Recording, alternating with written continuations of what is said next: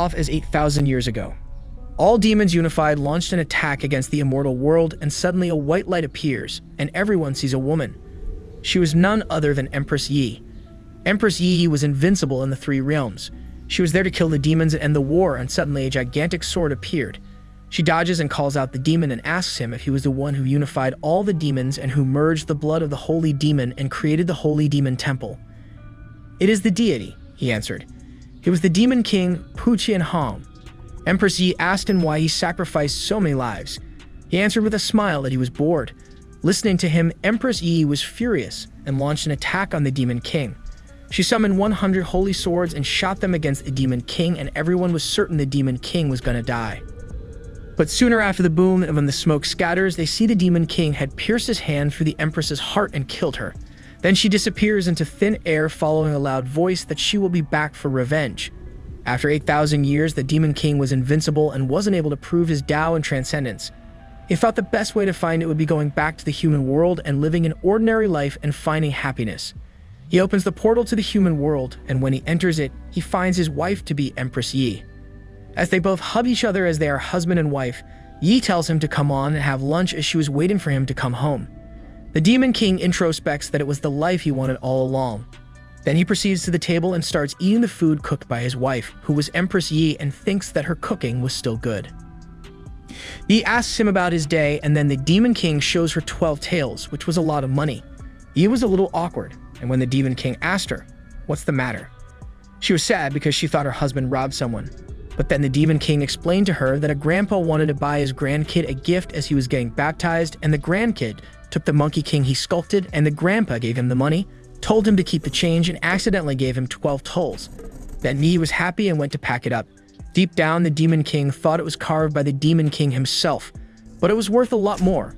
After having 3 meals, the demon king grabs Yi and goes off to bed as they kiss, and suddenly Yi gets a flashback of the immortal world and tries to think about how she's finding it familiar. She remembers that she is the immortal Princess Yi. Empress Yi suddenly gets an awakening and remembers all the things from her past life where she gets killed by the demon king. Then she comes to know that she is the reincarnation of the Empress Yi. She gets disgusted by what she was wearing as she was the empress of the immortal world. Then she turns to the demon king and sees that he was asleep. She thinks of killing him and destroying the corpse of the demon king, but she is unable to do so because she is in love with the demon king. Being Empress Yi also doesn't matter to her, as she will be his wife first. She waits for her to return to the immortal world to settle the score between the two. Then Yi dresses the demon king, and the demon king expresses himself about how grateful he is for such a virtuous wife he has. Yi asks for some cream for herself, and the demon king asks her to come with him to the market. The demon king chooses her outfit and again embraces her beauty, and then they both leave.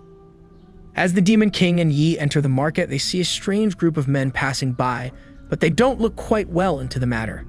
Moving further, Yi goes off to look at the things in the market, whereas the demon king sees a person selling bunny girls in a cage. The seller yells at everyone and says, "Such beauty is unseen." And the demon king just stands there listening to it and pities on them as they are weak, so they're getting suppressed.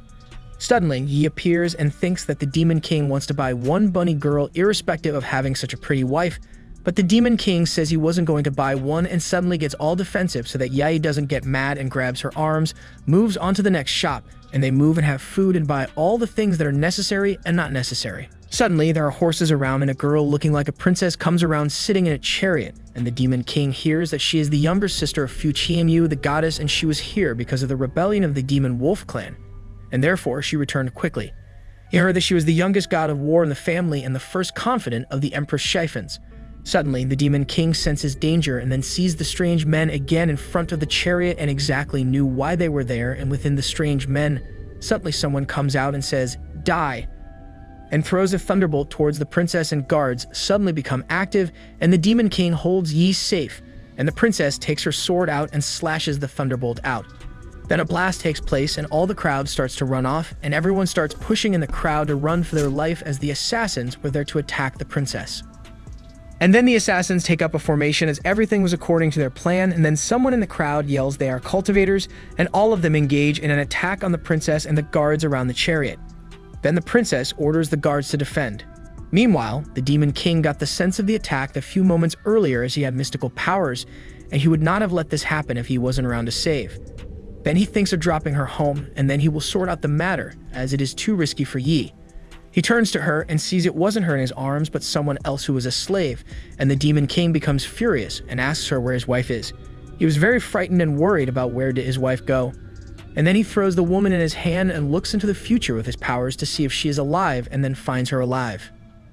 He catches one of the assassins and punishes them, and then burns them with immortal Kai, but he misses the old power he possessed earlier as the Demon King. The Demon King remembers his part of the journey to become the immortal realm, and how he became the Demon King. He trained too hard for the immortal realm, as he had to practice foundation, key gathering, concentration, profound, divine fire, divine tribulation, longevity, immortality, and even the limit of earthly cultivation, which then became a true immortal. But at the end step, he got fused with demon blood and fell into hell. Now in his human form, his immortality Kai is still there, fused with demon ki. Suddenly, an assassin came running through to kill the Demon King to avenge the assassin the Demon King killed, and the Demon King vanquished him with his immortal Kai. Suddenly, all the guards of the princess kept falling apart and began to lose, and only when the assassins began to attack the princess when she was on the weaker side, a slash of immortal ki just hit the assassin, and all of them disappeared. The guards and the princess were astonished that where did they go, and the Demon King slashed them with his Kai, and they became powder, but the princess didn't get to know as it was too fast. Then the Demon King goes off to find his wife, and then we see in the Immortal Realm Palace, which is the Tanfin's palace, someone is sitting on the throne, and hence it is Yi and Wei Cheng Sufeng, who was the eldest, was paying respect to the majesty. The Queen Yi asks about the assassins who came to attack the princess and how did they vanish. The old man requests to give him some time about the information. After giving the assurance, the old man went off thinking that the relation between Yi and the general is strong and they have to be more careful now onwards. Then suddenly, a cute girl in a red dress appears and then says, "Did your elder sister trouble you?" And she'd help the old man. The old man gets scared off because it was Princess Li Wenia. The princess went to find the sister who was in the library doing the works of the palace. Yi, after seeing Wenia, gets surprised and they talk about the relationship that Yi is in. She doesn't understand a word about love and relationship with her sister. Then her sister remembers that she needs to be at home as her husband is waiting for her. She rushes off to the home, and then there is the Demon King waiting anxiously. When Yi appears there, they hug each other, and then the Demon King wants to know the person behind the scenes. He uses her conscious power and sees someone's image in the dark and gets to know him. The Demon King then leaves the topic and says that he is very hungry and he needs to eat tasty food. He eats his food and kisses Yi and goes off to sleep. Then the Demon King thinks about how pleasant their life has been in the mortal realm. Meanwhile, the princess, while having dinner, thinks of the bunny girls the Demon King was thinking of buying. The Demon King feeds off with sausage and makes up her mind. While the Demon King gives Yi a leg rub, he thinks that the city is now a dangerous place and they should move out and live somewhere in the mountains and grow old together. However, Yi thinks that if she leaves, the kingdom would be in danger with the assassins and tells the deity that she doesn't want to move out. Yi tells the deity about all the good food they can have in this city, and the deity says that he is just saying that to protect her from the chaos of the city.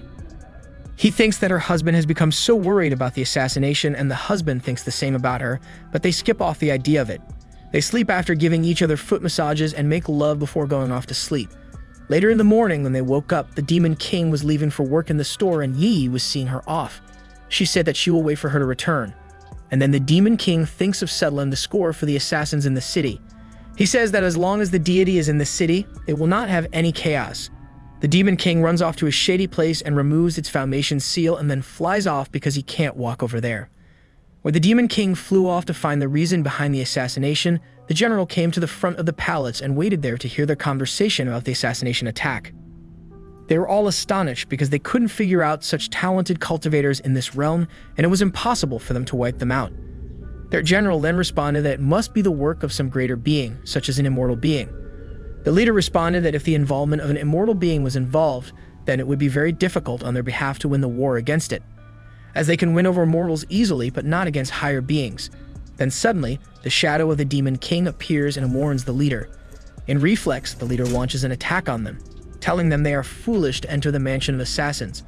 The leader then sends their fighter, who once destroyed the whole city on his own. He comes in front and launches an attack on the deity, but the deity laughs it off and says, "Don't you dare attack on the deity." Thanks for watching.